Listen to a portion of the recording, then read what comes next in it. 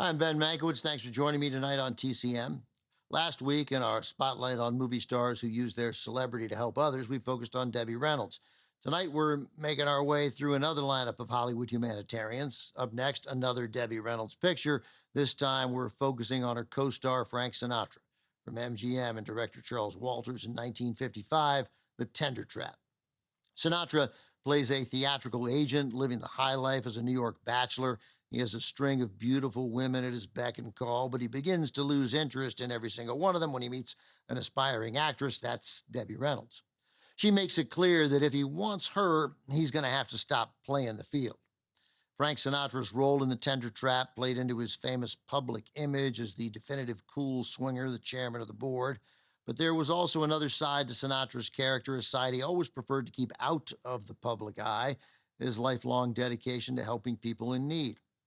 Some of Sinatra's philanthropy was on full display. He often traveled the world, lending his voice to causes that helped establish children's hospitals, charities, orphanages, youth centers, and nurseries. But in his private day-to-day life, Sinatra routinely gave money, medical aid, and personal support to people he hardly knew simply because he found out they needed a little help. Often his donations were anonymous, and the recipients didn't even know their benefactor was Frank Sinatra. At the 1971 Academy Awards, Gregory Peck presented the Jean Hersholt Humanitarian Award to Sinatra. It's a clip worth seeking out online. In his acceptance speech, Sinatra says, "One of the things I've been thinking about is why you have to get famous to get an award for helping other people. If your name is John Doe and you work night and day doing things for your helpless neighbors, what you get for your effort is tired." Sinatra continued, "So Mr. and Mrs. Doe and all of you who carry too big a burden to make it on your own, I want you to reach out and take your share of this Jean Hersholt Humanitarian Award." Sinatra concluded by saying, "Your way of earning money to give is harder than my way. In show business, they pay quite well, and being the quiet, conservative man that I am, I've invested a chunk at 3% and put the dividends to work in that noblest of all causes, charity toward your fellow man. It is the only investment in the world that pays 100% dividend." From 1955, also with David Wayne and Celeste Holm, here's our movie, The Tender Trap.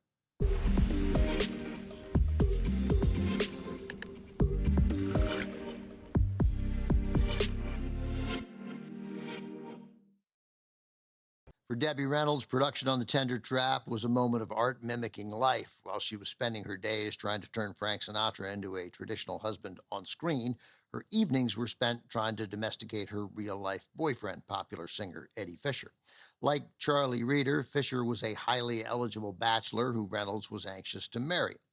Reynolds later wrote in her memoir that between takes on the set, she would chat with Sinatra about her love life, and to his credit, she said, Sinatra was brutally honest about what she should expect if she married a singer. He told her, "It'll be a hard life, and you should really think twice before tying the knot."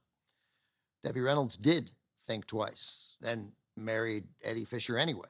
And Debbie Reynolds and Eddie Fisher lived happily ever after for like 4 years, until Fisher left Reynolds for her close friend, Elizabeth Taylor. But at least Elizabeth Taylor and Eddie Fisher lived happily ever after.